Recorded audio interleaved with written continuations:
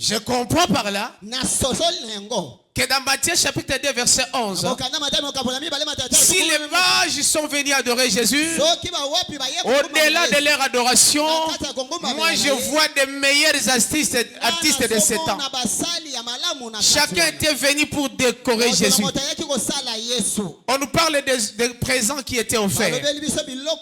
Il y avait l'or, l'encens et la myrrhe.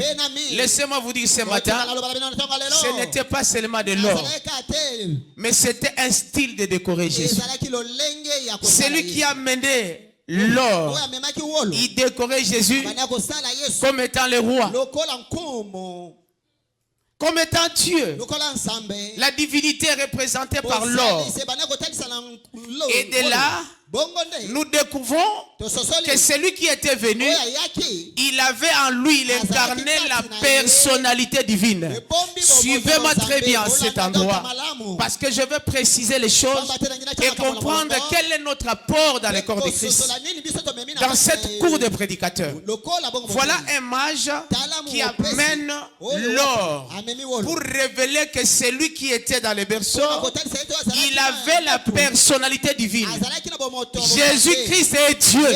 L'autre va nous sortir l'encens. L'encens, c'est l'apanage du sacrificateur. Et qui dit sacrificateur, dit un humain.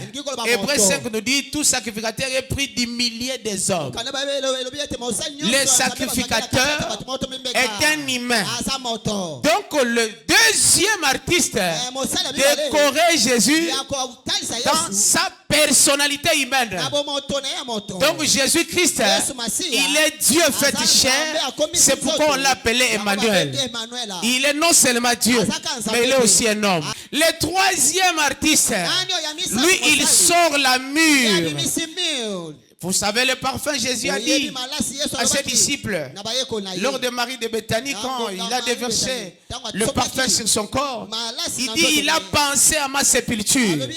La myrrhe symbolise la mort et la résurrection de Christ. Qui dit mort, résurrection, c'est une dimension angélique. Christ a dit dans Matthieu 22:30, à la résurrection, vous serez comme des anges. Or, c'est lui le premier à ressusciter. Donc, c'est lui le premier ange. Avant que nous devenions des anges un jour, lui, il est déjà ressuscité.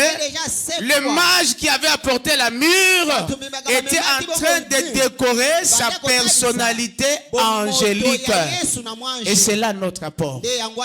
Dans l'église, on nous a enseigné que Jésus est Dieu. Nous sommes d'accord. On nous a enseigné que Jésus a pris la chair.